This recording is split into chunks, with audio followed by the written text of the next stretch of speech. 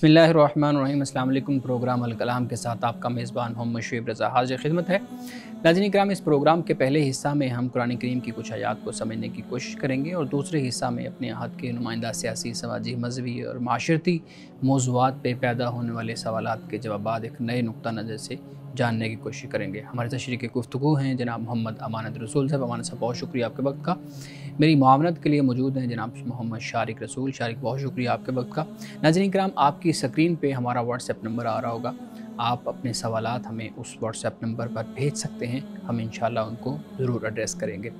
गुज़िश्ता programme में हमने बात की थी हज़रत मूसा अलैहिस्सलाम के किस्सा जो सूरतुल क़सस में बयान किया गया है कि जहाँ हज़रत मूसा अलैहिस्सलाम मिस्र से मदियन की तरफ गए और वहाँ पे दो ख़वातीन जो एक कुएं के पास मौजूद थीं और अपने जानवरों को, अपनी बकरियों को लेके खड़ी थी। हज़रत मूसा अलैहिस्सलाम ने उनकी बकरियों को पानी पिलाया और फिर एक साइड पे दरख्त के साए में बैठ गए। अब वो ख़वातीन, वो लड़कियां घर जाके अपने वालिद के साथ हज़रत मूसा अलैहिस्सलाम यानी इस शख्स का ज़िक्र करती हैं और उसके बाद उनके वालिद हज़रत मूसा अलैहिस्सलाम को तलब करते हैं। इससे आगे हमने इस वाक़या को समझना है। मैं जनाब अमानत रसूल साहिब से गुजारिश करूँगा कि वो अपनी गुफ्तगू का आगाज़ करें। बिस्मिल्लाहिर्रहमानिर्रहीम। ख़वातीन व हज़रात, वो ख़ातून हज़रत मूसा अलैहिस्सलाम को लेकर अपने वालिद के पास आती है और जिसे कुरान पाक ने शेखन कबीरा कहा है, यानी शेख कबीर बूढ़ा शख्स, यानी वालिद बूढ़े थे, बुज़ुर्ग थे, उनके पास लेकर आती हैं और फिर हज़रत मूसा अलैहिस्सलाम वहाँ पे रहते हैं और काम करते हैं। तो कवी और अमीन, ये दो सिफ़ात हज़रत मूसा अलैहिस्सलाम के बयान की गई कि ताकतवर भी हैं, यानी हार्ड वर्किंग है, और ऑनेस्ट हैं।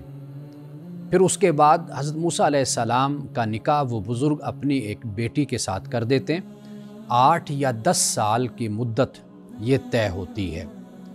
8 साल वो बुज़ुर्ग कहते हैं और फिर मज़ीद 2 साल का इजाफ़ा करते हैं और कहते हैं कि अगर आप ये कर देंगे तो अच्छा हो जाएगा। तो इस तरह 10 साल हज़रत मूसा अलैहिस्सलाम वहाँ पे रहते हैं। और फिर तौरात के मुताबिक हज़रत मूसा अलैहिस्सलाम के 2 बच्चे भी साथ हैं। आप फिर मदियन से सफ़र शुरू करते हैं। मदियन का इलाका बहर अहमर की उस शाख के मशरक़ी साहिल पे था कि जिसे खलीज उक़बा कहा जाता है।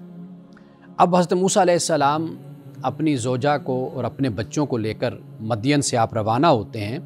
तो अब आप बहर अहमर की दोनों शाखों के दरमियान उस पहाड़ के किनारे पर पहुँचे जिसका पुराना नाम तूर था, लेकिन अब उसको जबल तूर कहा जाता है, जबल मूसा कहा जाता है। अब हम कुरान मजीद का मुताला करते हैं, पढ़ते हैं और देखते हैं कि कुरान मजीद ने इस वाक़े को कैसे बयान किया है। फरमाया, फलम्मा क़दा मूसल अजला, बस जब मूसा ने मुद्दत को पूरा कर लिया, यानी वो 8 साल या 10 साल की मुद्दत थी वो पूरी हो गई। वसारा बिअहलिही, तो वो फिर अपनी अहल के साथ रवाना हुए। आनसा मिन जानिब तूरी नारा, तो हज़रत मूसा अलैहिस्सलाम ने तूर की तरफ से एक आग आपने देखी। क़ाल लिअहलिही उमकुसू, आपने अपनी अहल से, अपने ख़ानदान से कहा कि आप लोग यहाँ ठहरें। इन्नी आनस्तु नारा, कि मैं आग देख रहा हूँ, यानी मुझे महसूस होती है कि वो दूर आग है। लाली आतीकुम मिन्हा बिख़बरिन औ जज़वतिन मिनन नार, तो मैं जाता हूँ कि मैं वहाँ से कोई ख़बर लेकर आऊँ या फिर आग का अंगारा, ताकि तुम फिर उससे लअल्लकुम तस्तलून, ताकि फिर तुम उससे तापो, यानी अपने हाथ गर्म करो। फलम्मा अताहा नूदिया मिन शातिल वादिल अयमनी फिल बुक़अतिल मुबारकति मिनश शजरति, फिर जब वो वहाँ पहुँचे, यानी हज़रत मूसा अलैहिस्सलाम, तो वादी के दाएं किनारे से बरकत वाले खित्ता या बरकत वाली जगह में दरख्त से पुकारा गया और कहा, क्या पुकारा गया? कहा कि ए मूसा, अनल्लाहु रब्बुल आलमीन, कि मैं अल्लाह तमाम जहानों का रब हूँ। व अन अलक़ी असाका, ए मूसा तुम अपने असा को डाल दो। तो फलम्मा रआहा तहतज़्ज़ु कअन्नहा जान्नु वल्ला मुदबिरम वलम युअक़्क़िब, हज़रत मूसा अलैहिस्सलाम ने जब वो असा डाला तो वो उसको हरकत करते हुए देखा कि गोया कि वो सांप है। تو وہ پیٹھ پھیر کر بھاگے اور مڑ کر نہیں دیکھا۔ تو اللہ سبحانہ و تعالیٰ نے فرمایا کہ یا موسیٰ اقبل ولا تخف، اے موسیٰ ڈرو نہیں، آؤ واپس آؤ اور ڈرو نہیں، انک من الآمنین، کہ بے شک تم محفوظ ہو، یعنی کچھ نہیں ہوگا۔ اسلک یادہ کا فی جیبی کا، پھر اللہ پاک نے فرمایا کہ اپنا ہاتھ گریبان میں ڈالو۔ حضرت موسیٰ علیہ السلام نے ہاتھ گریبان میں ڈالا تو تخرج بیضاء من غیر سوء، تو وہ چمکتا ہوا نکلا بغیر کسی بیماری کے۔ وَدْمُمْ إِلَيْكَ جَنَاحَكَ مِنَ الرَّهْبِ، اور پھر حضرت موسیٰ علیہ السلام کو یہ اللہ پاک نے فرمایا کہ خوف کے واسطے اپنا بازو اپنی طرف ملا لو، یعنی ملانے سے مراد یہ ہے کہ جب انسان اپنے سینے پر اپنے بازو اور اپنے ہاتھ رکھ لیتا ہے، جوڑ لیتا ہے، تو اس سے اس کا خوف جو ایک دہشت ہوتی ہے وہ ختم ہو جاتی۔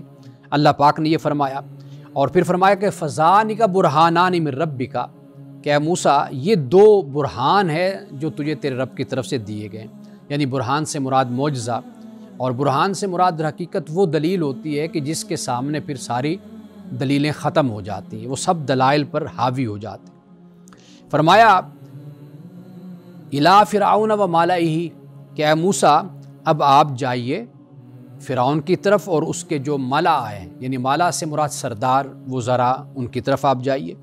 یعنی حضرت موسیٰ علیہ السلام کو اللہ سبحانہ و تعالیٰ نے یہاں پر پہلے دو معجزے اللہ تعالیٰ نے عطا فرمائے، اور انہم کانوا قوما فاسقین، اور فرمایا کہ یہ جو فرعون اور اس کے جو وزراء ہیں، درباری ہیں، سردار ہیں، کہا کہ یہ نافرمان لوگ ہیں۔ قال رب انی قتلت منہم نفسا، حضرت موسیٰ علیہ السلام نے عرض کی کہ میرے رب کہ میں نے ایک شخص کو میں نے قتل کیا ہے، فاخاف ان یقتلون، تو مجھے ڈر ہے کہ وہ مجھے قتل کر دیں گے۔ حضرت موسیٰ علیہ السلام نے یہ جو اسلوب اختیار کیا، یہ در حقیقت ایک عاجزی کا اسلوب ہے۔ حالانکہ ہم پہلے پڑھ کر یہ آئے کہ حضرت موسیٰ علیہ السلام سے جو یہ ہوا، یہ عمل غلطی سے ہوا، یعنی اس طرح کہ آپ نے مکہ مارا یا تھپڑ مارا، تو تھپڑ یا مکے سے کسی کی جان نہیں نکل جاتی، لیکن وہ شخص پہلے اپنی صحت کے لحاظ سے، یہ جسمانی لحاظ سے اس سطح پہ تھا، اس حالت میں تھا کہ وہ تھپڑ سے مر گیا۔ لیکن حضرت موسیٰ علیہ السلام کا یہ انداز اللہ کی بارگاہ میں ایک عبدیت کا انداز ہے۔ کہا کہ میں نے ایک شخص کو قتل کر دیا تو مجھے ڈر ہے کہ وہ مجھے قتل کر دیں گے۔ واخی ہارون، تو عرض کے مولا کہ میرا بھائی ہارون ہوا افصح منی لسانا، کہ وہ زبان میں مجھ سے زیادہ فصیح ہے۔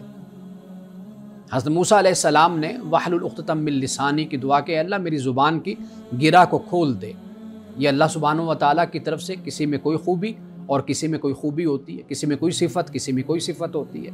تو حضرت موسیٰ علیہ السلام نے اس بات کو اللہ کی بارگاہ میں بیان کیا، فارسلوا معی ردءا یصدقنی، تو اے اللہ اس کو ہارون کو میرے ساتھ تو ایک مددگار کے طور پر بھیج دے کہ وہ میری تائید کرے، انی اخاف ان یکذبون، اور مجھے اس بات کا ڈر ہے کہ وہ مجھے جھٹلائیں گے۔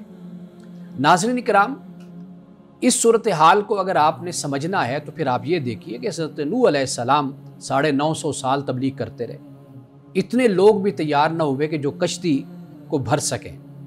اسی طرح حضرت لوط علیہ السلام کی بھی دعوت اور تبلیغ کو آپ دیکھیے، تھوڑے سے لوگ تیار ہوئے، اور اس وقت جہالت کا یہ عالم تھا کہ لوگ پتھر مارنے کے لیے تیار ہو جاتے تھے، عزت اتارتے تھے، تمسخر کرتے تھے، انبیاء علیہ السلام کو ستاتے تھے۔ سال ہا سال کی محنت کے بعد کچھ لوگ تیار ہوتے تھے۔ تو حضرت موسیٰ علیہ السلام جس خوف کا یا اندیشے کا اظہار کر رہے ہیں، وہ اس زمانے کے حساب سے سمجھنے کی ضرورت ہوتی ہے۔ آج ہمارا زمانہ ہے تو الحمدللہ اس زمانے میں ہمیں کچھ نہ کچھ لوگ ہماری بات کو سننے کے لیے تیار ہو جاتے ہیں۔ ہم چینل پر بیٹھ کر بات کریں، کہیں پر کسی مجلس میں بات کریں، کچھ نہ کچھ لوگ ہماری بات کو سنتے اور اس پر آمادہ ہوتے ہیں۔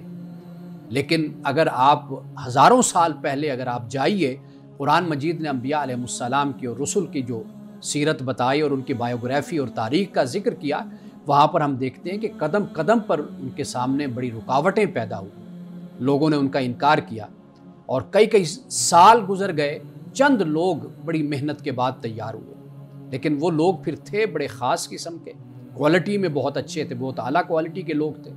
پھر انہوں نے دنیا میں تبدیلی کا کام کیا، انقلاب لائے اور دنیا کو تبدیل کر کے رکھ دیا، ایک رول ماڈل کے طور پر دنیا کے سامنے آئے۔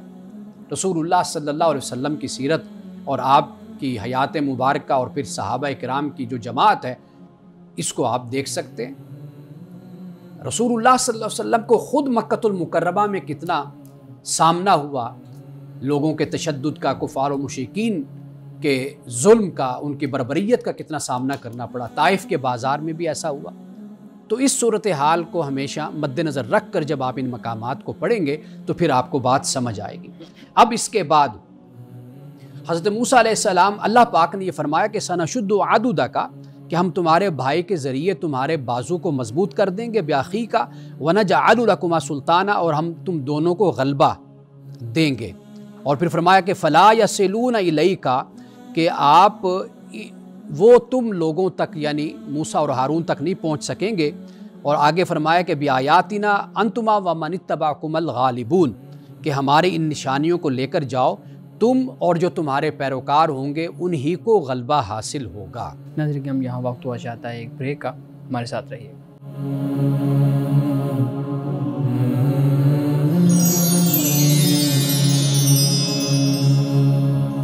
ویلکم بیک ناظرین، ہمارے ساتھ بہت شکریہ، آپ نے بہت اچھے اور مدلل انداز میں گفتگو کی۔ حضرت موسیٰ علیہ السلام کا قصہ جو سورۃ القصص میں بیان کیا گیا ہے وہ چل رہا ہے۔ جب حضرت موسیٰ علیہ السلام کو وہ شیخاً کبیر جن کے بارے میں بات قرآن کر رہا ہے انہوں نے بلایا تو انہوں نے یہ شرط رکھی کہ ہم تمہیں بھلا آدمی پاتے ہیں تو تم 8 سال یا 10 سال جو ہے نا وہ ہماری خدمت میں رہو گے یا بکریاں چراؤ گے۔ اس طرح سے سوال میرا بنیادی طور پہ یہ ہے کہ اتنی عجیب شرط کیوں رکھی کہ ایک شخص کی جوانی کے 8 سال یا 10 سال ہی وہ ایک خاص ایک عمر ہوتی ہے جس میں اس کی وہ انجوائے کر سکتا ہے، یا آپ کہہ لیں کہ وہ اپنی زندگی بنا سکتا ہے، یا اس طرح سے آج کی اگر ہم بات کریں تو انہوں نے مدین کے اندر اس طرح کی عجیب شرط کیوں رکھی کہ تم 8 سال یا پھر 10 سال تم یہیں پہ رہو گے اور یہ پکا عہد کرو گے کہ تم یہیں پہ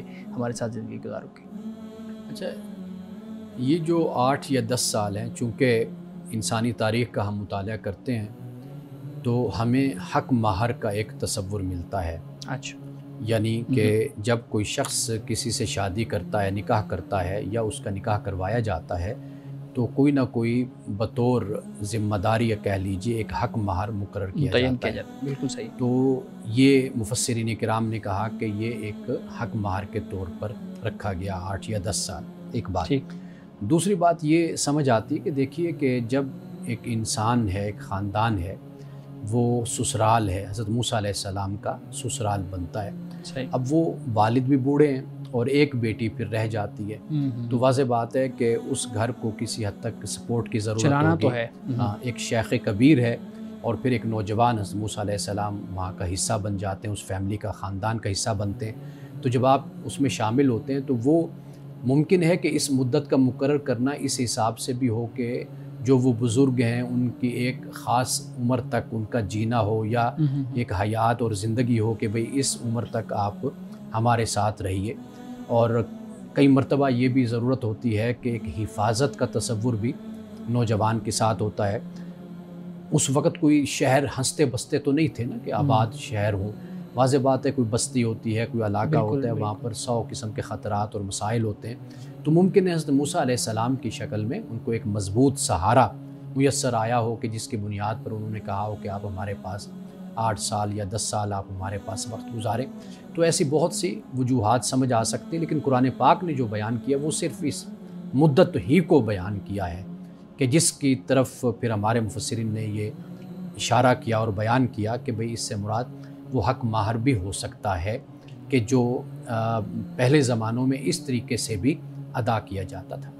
بالکل ٹھیک ہے۔ مولانا صاحب یہاں ایک سوال میرے ذہن میں آ رہا ہے، آپ مجھے بتائیے گا کہ ہم اس پہ خاص طور پہ بات کریں، حق مہر والے پہ ایک خاص موضوع ہم لے کے، یا ابھی میں ایک سوال میرے ذہن میں ضمن آ رہا ہے؟ دیکھیے حق مہر کو ایک مستقل یعنی موضوع بنا لیں، اس پر کریں گے، بالکل ٹھیک ہے، اور بہت سے سوالات ہمارے ناظرین کی طرف سے بھی آتے ہیں، تو وہ اس طرح جمع جب ہو جائیں گے تو پھر انشاءاللہ بالکل ٹھیک ہے، بہت خوبصورت۔ اچھا مولانا صاحب، ہمارے ناظرین کی طرف سے آج پھر بہت زیادہ سوالات ہیں، اور خاص طور پہ میں ناظرین کے سامنے یہ ذکر کرتا چلوں کہ ہم نے جمعہ کا جو دن ہے وہ خاص طور پہ اس آپ کے سوالات کے لیے رکھا ہے کہ ہم آپ کے سوالات کو ایڈریس کیا کریں گے، کیونکہ آپ کے سوالات اب بڑھتے جا رہے ہیں، اور انشاءاللہ ہم جمعہ کا جو دن ہے اسپیشلی اس دن آپ کے سوالات کو ضرور لیا کریں گے۔ مولانا صاحب، آج بھی میں آپ کے سامنے جو ہے نا وہ سوال رکھتا ہوں۔ ایک سوال یہ ہے کہ جو جمعہ کے دن قاری صاحب جب کھڑے ہوتے ہیں خطبہ دینے کے لیے، یعنی یہاں پہ عربی خطبہ کی بات کی جا رہی ہے، تو پہلے خطبہ میں ہاتھ باندھ لیتے ہیں، دوسرے خطبہ میں ہاتھ چھوڑ دیتے ہیں، اور لوگ بھی ان کو دیکھ کے جب بیٹھے ہوتے ہیں تو اسی حالت میں یا اسی طریقے سے عمل کرتے ہیں۔ تو آپ بتائیے گا کہ یہ عمل سنت کے مطابق ہے یا نہیں؟ اور ہمارے ہاں تو انہوں نے لکھا ہوا ہے کہ بہت سے لوگ اس پہ کثرت سے عمل کرتے ہیں اور سختی سے عمل کرنے کا کہتے بھی ہیں۔ دیکھیے، یہ صرف ادب ہے کہ جب آپ خطبہ سنتے ہیں تو آپ ہاتھ باندھ لیتے ہیں یا تشہد میں دوسرے خطبے پہ بیٹھ جاتے ہیں، ٹھیک، اور یہ عمل کبھی کر لینا چاہیے اور کبھی نہ بھی انسان کرے تو اس میں حرج نہیں ہے، لیکن انسان کے ذہن میں یہ بات رہنی چاہیے کہ یہ کوئی اللہ کی طرف سے یہ کوئی فرض اور لازم نہیں ہے کہ آپ نے اس کو بجا لانا ہے۔ ہمارے ہاں ہوتا یہ ہے کہ ایک ریت چل پڑتی ہے، ایک روایت چل پڑتی ہے، پھر لوگ دیکھا دیکھی اس پر عمل کرنا شروع کر دیتے ہیں۔ مثال کے طور پر آپ دیکھیے کہ جب خطبہ دے کر امام بیٹھتا ہے اور پھر تکبیر پڑھی جاتی ہے تو تکبیر اور خطبے کے دوران بھی لوگ دعا کرنا شروع کر دیتے ہیں۔ کئی دفعہ یہ بھی ہوتا ہے کہ اذان ہوتی ہے، اذان کے بعد لوگ دعا مانگنا شروع کر جاتے ہیں۔ لوگ یہ دیکھتے ہیں کہ میرے ساتھ والا بیٹھا ہوا ہے، یہ دعا کر رہے تو وہ بھی ہاتھ اٹھا کے دعا کرنا شروع کر دیتے ہیں۔ تو مسئلے کو کوئی سمجھنے کی طرف نہیں آتا کہ آیا کہ اس مسئلے کی دین میں حیثیت کیا ہے، اس کی ویلیو کیا ہے۔ تو میرا خیال ہے کہ یہ بنیادی بات ہوتی ہے۔ تو بہت اچھا سوال یہ پوچھا گیا ہے کہ یہ کوئی واجب نہیں ہے، کوئی سنت نہیں ہے، کوئی لازم نہیں ہے، آپ کے ذہن میں یہ بات رہنی چاہیے۔ باقی ادب کے لیے آپ جو حیات اور جو طریقہ آپ اختیار کریں وہ ٹھیک ہے۔ بالکل ٹھیک ہے۔ اچھا مولانا صاحب، ضمناً آپ نے جو ذکر کیا اسی سے متعلق ایک اور چیز بھی ہے نا، ہمارے ہاں وہ بھی طریقہ کار بہت زیادہ ہے، دعا کا۔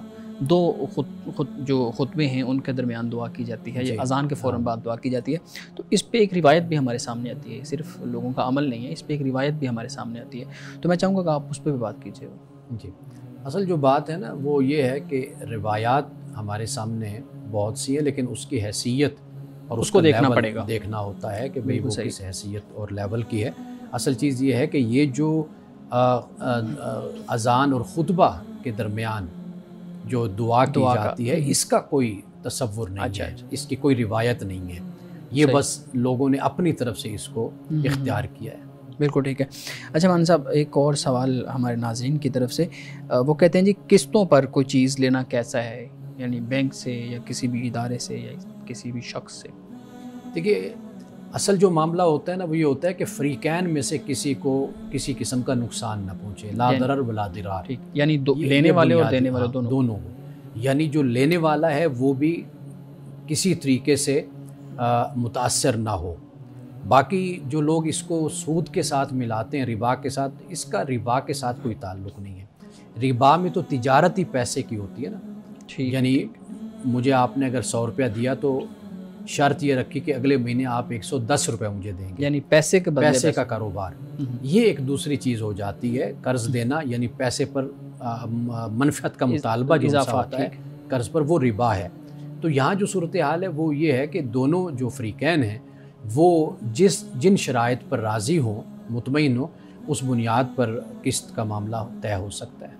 اچھا، یہاں پہ ایک اور چیز ضمن میرے ذہن میں آ رہی ہے، ہمارے ہاں جب قسطوں پہ کوئی چیز دی جاتی ہے، دکاندار ہم دیکھتے ہیں اشتہارات لگے ہوتے ہیں، تو وہ استحصال والا معاملہ اس درمیان میں آتا ہے۔ فار ایگزامپل، اگر یہ پینسل 100 روپے کی ہے تو اب اس کا 150 روپیہ لگایا جائے گا، یعنی تقریباً آدھی سے زیادہ قیمت لگائی جائے گی، کیونکہ لوگ مجبور ہوتے ہیں، پھر انہوں نے چیزیں لینی ہیں، اپنا خریداری کرنی ہے، باقی معاملات کرنے ہیں، تو یہاں پہ استحصال ہو رہا ہے۔ لیکن جواز وہی جو آپ بات کر رہے ہیں نا، اس طرح کے فتوے بھی موجود ہیں، وہ کہتے ہیں جی ہم تو راضی ہو رہے ہیں، اگر آپ راضی ہیں تو لے لیں، نہیں راضی تو پھر چلے جائیں۔ دیکھیے، استحصال تو کہیں پر بھی نہیں ہونا چاہیے، اور कहीं पर भी हो सकता है। यानी मिसाल के तौर पर आप देखिए कोई बाज़ार में कपड़े लेने जाता है, अब कपड़े की कीमत अगर 100 रुपये है, वो 500-1000 रुपये लगा रहा है, ऐसे तो ही वाज़ेह बात है कि वो भी वहाँ पर गलत कर रहा है। तो असल चीज़ ये है कि देखा जाता है कि भाई जो क्लाइंट है, जो कस्टमर है, इसको इस हद तक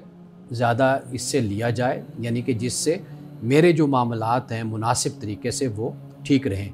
ज़ालिमाना जो तरीका होता है मनफ़ियत का और मुनाफा लेने का, वो तो कहीं पर भी जायज़ नहीं है ना। यानी दुकान पर भी कोई बैठा हो तो वो वहाँ पर भी वो जायज़ नहीं है। तो लिहाजा किस्त पर अगर कोई चीज़ दी जा रही है तो उसमें एक मुनासिब तरीके से इंसान देखता है कि मैं ये अगर चीज़ दे रहा हूँ तो मैं वैसे इसको अगर बेचता हूँ, तो देखिए ना, एक शख्स अपनी मोटर बाइक है मिसाल के तौर पर, वो अगर 1.5-2 लाख की है वो बेच रहा है, वो एक यकलख्त बेच कर 1.5-2 लाख उसके पास आ जाते हैं। एक सूरत ये बनती है कि हर महीने 5,000-10,000 उसको मिल रहा है। अब इसमें फ़र्क तो है ना, आखिर वो कारोबार कर रहा है, अब उसके अखराजात और उसके मामलात, और फिर कई दफ़ा ये होता है कि उस चीज़ की कीमत बढ़ जाती है। जब कीमत बढ़ गई तो अब अगर एक चीज़ उसने जब तय की कि मैंने इतने की देनी है, तो कीमत उसकी बढ़कर कहीं से कहीं पहुंच गई, वो वहीं पर खड़ा हुआ है। तो ऐसी बहुत सी सूरतें होती हैं कि जो मिल बैठकर फ़रीक़ैन आपस में फिर इस पर तय करते हैं कि जिसमें दोनों का कोई नुकसान नहीं होना चाहिए, दोनों की सहूलत उसमें होनी चाहिए, इस्तेहसाल नहीं होना चाहिए। नाज़रीन किराम, बाक़िया सवालात लेते हैं एक ब्रेक के बाद, हमारे साथ रहिएगा।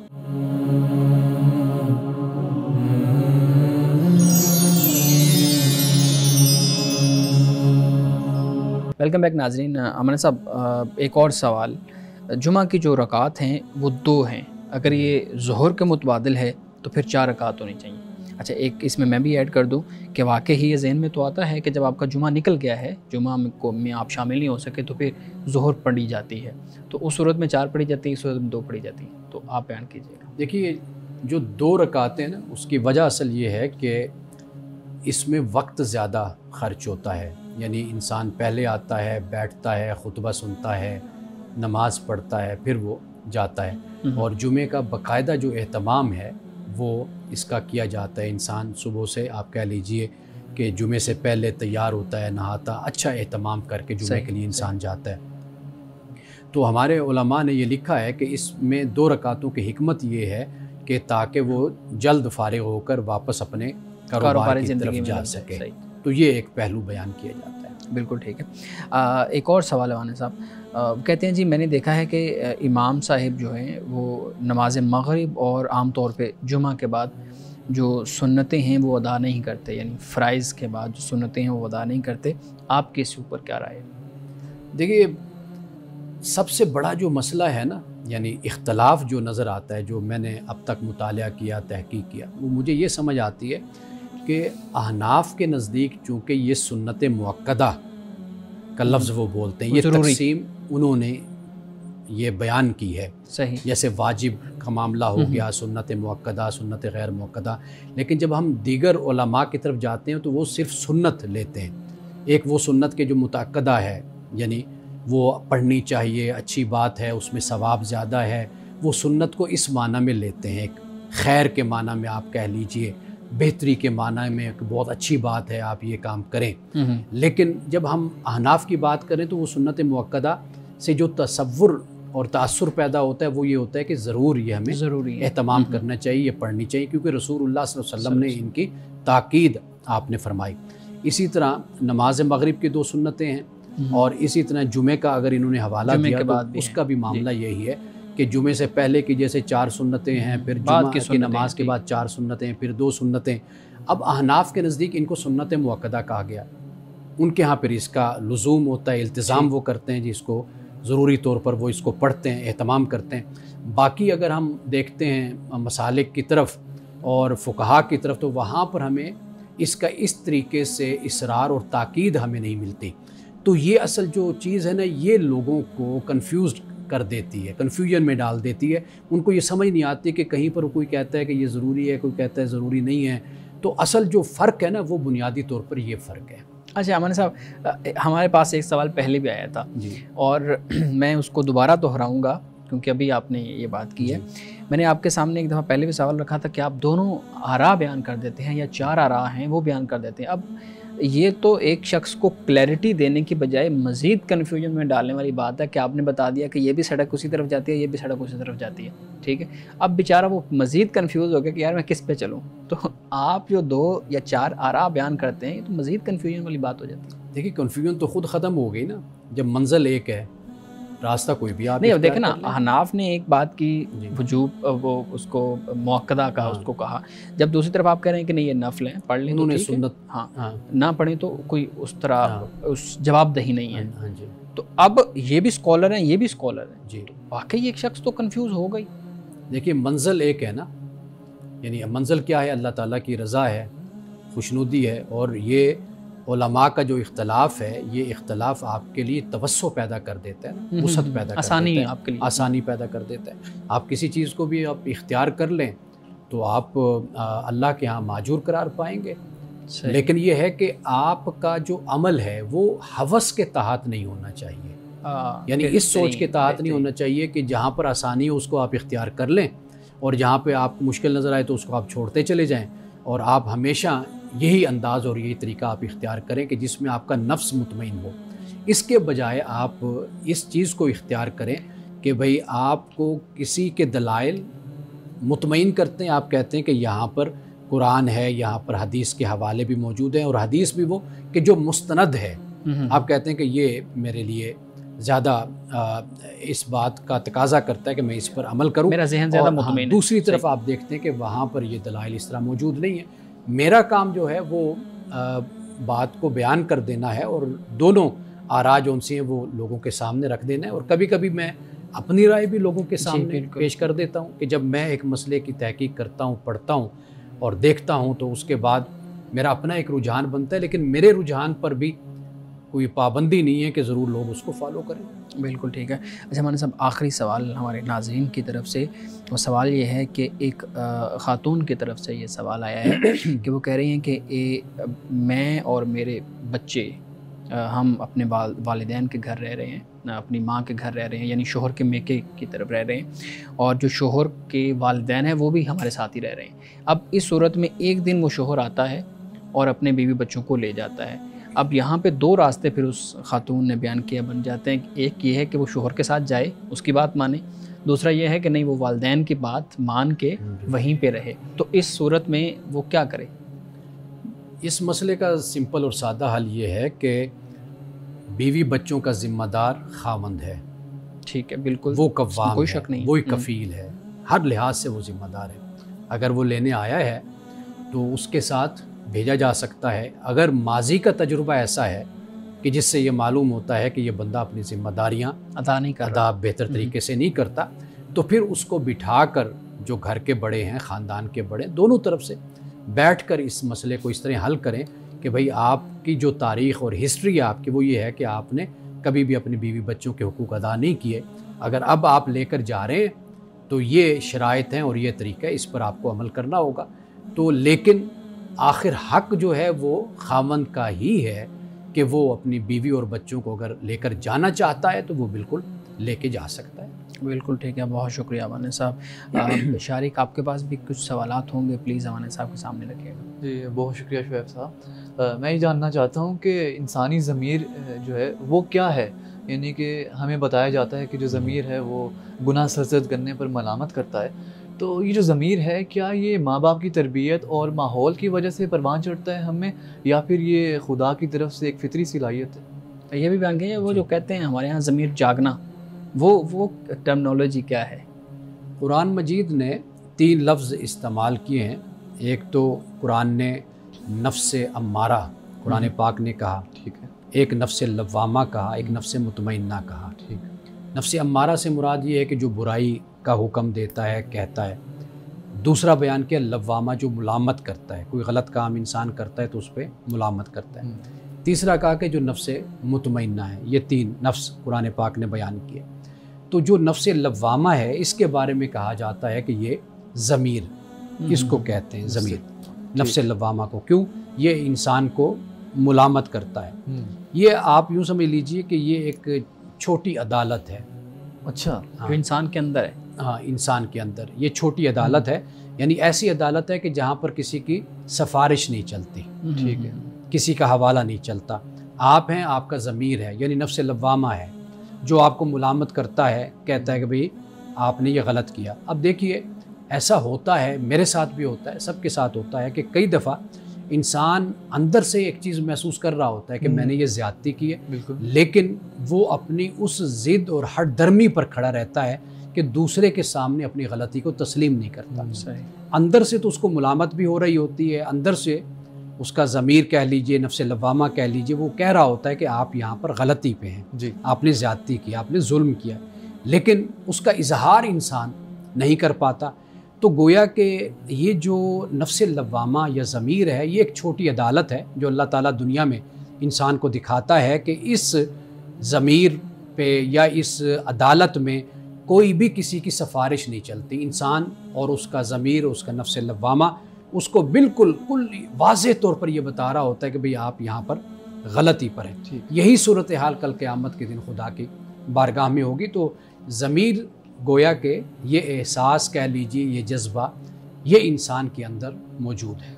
अच्छा, आपने अभी नफ्स लव्वामा की बात की कि इंसान के अंदर ये उनसर मौजूद होते हैं जो उसको मलामत करता है, लेकिन हम देखते हैं कि हमारे मुआशरे के कई ऐसे पहलू हैं जिन पर हमारा जो इख्तिलाफ है वो पाया जाता है, यानी कि उस पर जो हमारा ज़मीर का मौक़िफ़ है वो वाज़ेह नहीं है। जैसे हम बात कर लें पर्दे की, एक अच्छे एक इखलाकी लिबास की, तो इसके हवाले से इख्तिलाफ पाया जाता है कि आया जो पर्दा है वो निकाब के ज़रिए मुकम्मल होता है या महज दुपट्टा काफ़ी है।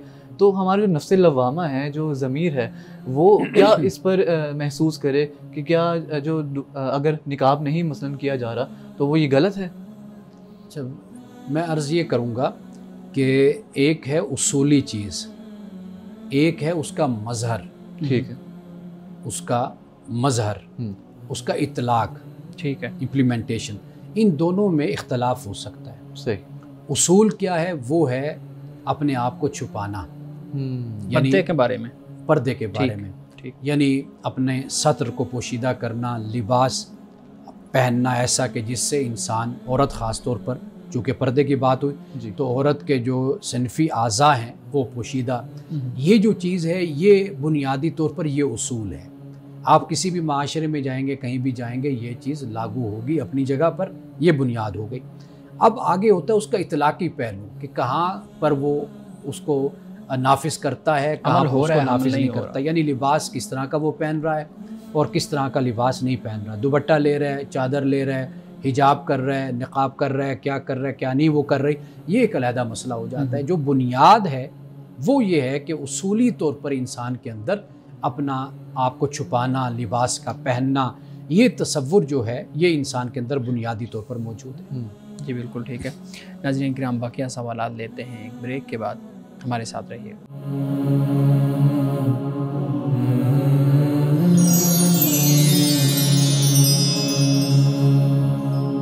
वेलकम बैक नाज़रीन। शारिक प्लीज़, आप सवाल कर रहे थे। जी, आपने बहुत खूबसूरती से बयान किया कि नफ्स लव्वामा क्या होता है और ये इंसान की ज़मीर की तश्कील में बहुत अहम इसका किरदार है। खुदा की तरफ से ये अंसर मौजूद होता है, लेकिन जो तरबियत का अंसर है उससे भी मेरे ख्याल में डिनाई नहीं किया जा सकता, जो कि एक ज़मीर की तश्कील में अहम किरदार अदा करता है। वो इसलिए मैं कह रहा हूँ क्योंकि हम देखते हैं कि जो मज़हबी घराने में तरबियत पाने वाले अफराद हैं, उनके हवाले से ये राय पाई जाती है कि ये जो अफराद होते हैं इनमें खुशी का तसव्वुर नहीं होता, शुरू बचपन से ही शैतान का तसव्वुर रासिख कर दिया जाता है और इनको वो परस्यू नहीं करने दिया जाता जो कि इनके शौक़ होते हैं। तो जवान होने तक इनमें एक कहते हैं कॉन्फिडेंस की कमी पैदा हो जाती है। तो इससे यूँ मालूम होता है कि जो तरबियत है उसका भी एक अहम अंसर है ज़मीर की तश्कील में, क्योंकि उनके लिए जो सही गलत है वो हम देखते हैं कि मुआशरे के बाकी अफराद के लिए बहुत वो मुख्तलिफ पैमाना होता है। तो इस हवाले से आप फरमाएँ। देखिए, बुनियादी जो काम घर में है वो तरबियत का काम है, और बच्चों की जब तरबियत की जाती है तो उनकी तरबियत उसी खतूत पर की जानी चाहिए, उन्हीं खतूत पर कि जिन खतूत पर अल्लाह ने उसको पैदा किया है। यानी वो बुनियादी चीज़ क्या है? वो है इरादा, इंसान का इख्तियार। ठीक है, ये बुनियादी चीज़ है। आप एक हद तक बच्चे को दीन सिखाते हैं, आप तालीम देते हैं, उसके बाद जब वो बड़ा हुआ, बालिग हुआ, तो उसके बाद वो आज़ाद होता है। ये जो आपने बात बयान की है हमारे यहाँ, दर हकीकत ये बिल्कुल مختلف صورت بن جاتی ہے اس سے کہ جو خدا کا دین ہے. اچھا. یعنی ایک ہوتا ہے کہ آپ مذہبیت کو اپنے اوپر غالب کرتے ہیں, یعنی آپ کا ایک خاص گروہ سے, ایک خاص جماعت سے, ایک فرقے سے آپ کا تعلق ہوتا ہے, تو آپ اپنے اسی پس منظر کو مد نظر رکھتے ہوئے اپنے بچوں کی تربیت کرتے چلے جاتے ہیں اور ان کو اسی رنگ ڈھنگ میں آپ ڈھالتے چلے جاتے ہیں. ایک تو یہ چیز ہے. دوسری چیز ہے جب آپ دین کی بات کرتے ہیں نا, دین کا معاملہ کچھ ایسا ہوتا ہے کہ دین انسان کو نارمل طور پر زندگی گزارنے کا ڈھنگ اور طریقہ سکھاتا ہے, یہ اس کا کام ہوتا ہے. جی. دو چیزوں کو بالکل جدا کر کے ہمیں دیکھنا چاہیے. آپ دیکھیے نا کہ اگر آپ کسی کو کھلاڑی بناتے ہیں تو اس کھلاڑی کے لیے تو علیحدہ ایک طریقہ کار ہوگا نا, کہ اس کو آپ ٹریننگ دیں گے, تربیت دیں گے, اس کی کوچنگ کریں گے. ایک یہ طریقہ ہوتا ہے. لیکن اگر عام طور پر آپ کو اپنی فزیکل فٹنس کے لیے ضرورت ہے تو واضح بات ہے آپ ایکسرسائز کر لیں گے, آپ واک کر لیں گے. یہ ایک عموماً اور ایک اوپن طریقہ ہوتا ہے انسان کے لیے. اسی طرح جب ہم اپنا کوئی خاص مذہبی بیک گراؤنڈ اور پس منظر میں جب بچوں کی تربیت کرتے ہیں تو ہمارے ذہن میں یہ ہوتا ہے کہ یہ ہماری جگہ پر آ کر بیٹھیں گے تو ان کے کپڑے, ان کا سٹائل, ان کی ٹوپی, ان کی دستار اور ان کا سارا کچھ اس طریقے سے ہونا چاہیے جس طریقے سے ہمارا ایک خاندانی پس منظر ہے. وہ بالکل ایک مختلف چیز ہو جاتی ہے.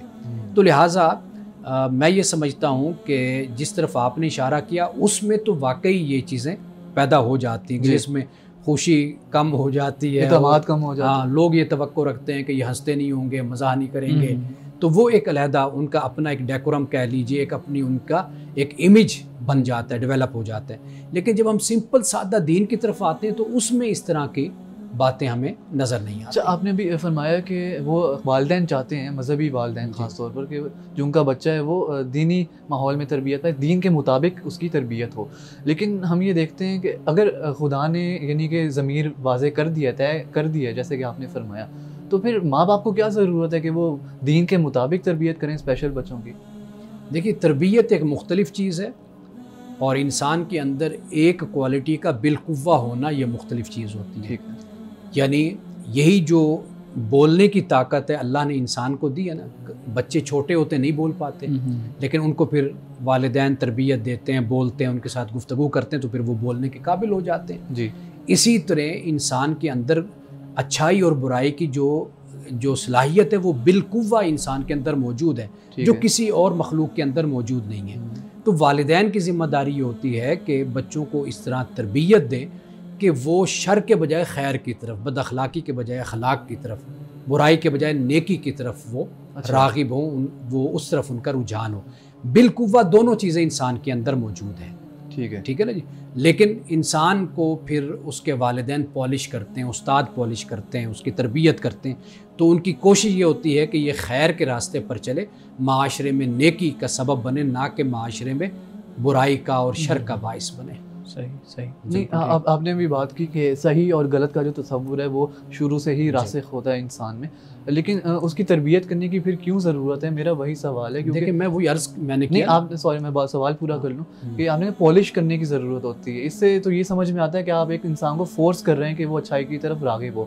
کیا یہ امتحان جو ہے وہ انسان کا پرسنل نہیں ہے؟ کیا یہ اس کے اور اللہ کا معاملہ نہیں کہ وہ اچھائی کو خود چوز کرے اور خود یہ ڈیسائیڈ کرے کہ مجھے صحیح راستے پر گامزن ہونا ہے؟ میں نے جو لفظ استعمال کیا نا وہ بالقوہ, میں نے لفظ استعمال کیا. بالقوہ سے مراد یہ ہے کہ یہ انسان کے اندر دونوں چیزیں موجود ہیں. ٹھیک ہے, خیر بھی موجود ہے انسان کے اندر, شر بھی موجود ہے.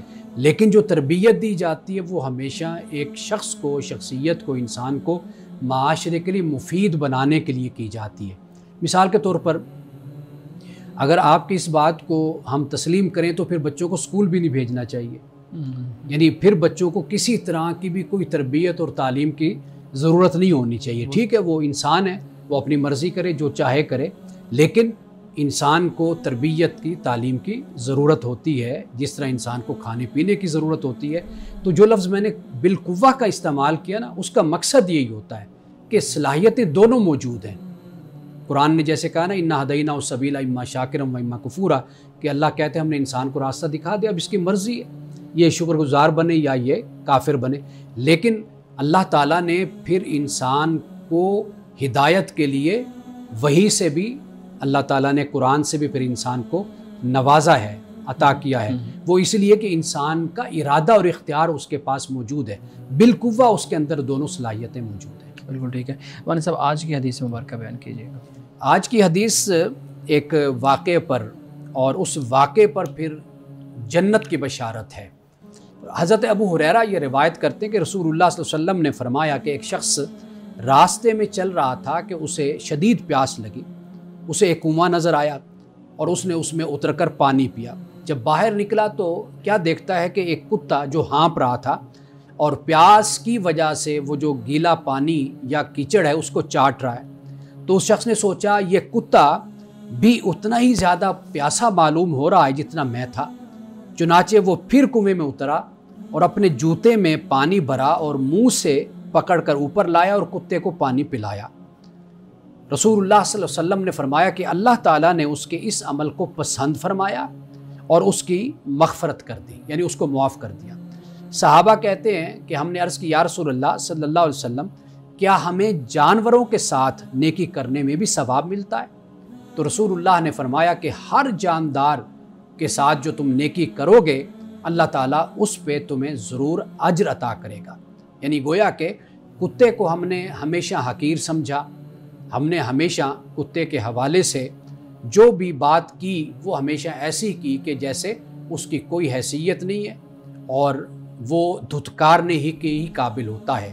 لیکن آپ دیکھیے کہ رسول اللہ صلی اللہ علیہ وسلم نے فرمایا کہ پیاسے کتے کو پانی پلانے پر بھی اللہ سبحانہ و تعالیٰ نے اس بندے کی اس عمل کو پسند ہی نہیں کیا بلکہ اللہ تعالیٰ نے اس کو معاف بھی کر دیا۔ تو لہٰذا آپ کوئی انسان ہو اس کا تو مرتبہ بہت بلند ہوتا ہے، اللہ کی جو یہ مخلوق ہے جسے جانور کہا جاتا ہے، اگر ہم ان کے ساتھ بھی اچھا سلوک کریں گے، نیکی کریں گے تو یہ نیکی بھی ہماری کبھی ضائع نہیں ہوگی۔ ناظرین گرامی، اس دعا کے ساتھ اپنے پروگرام کا اختتام کریں گے۔ اللہ رب العزت حسن کلام اور تاثیر کلام عطا فرمائے، ہماری زبان کے گروں کو کھول دے اور سننے والوں تک خیر کا پیغام پہنچے۔ اجازت دیجیے، خدا حافظ۔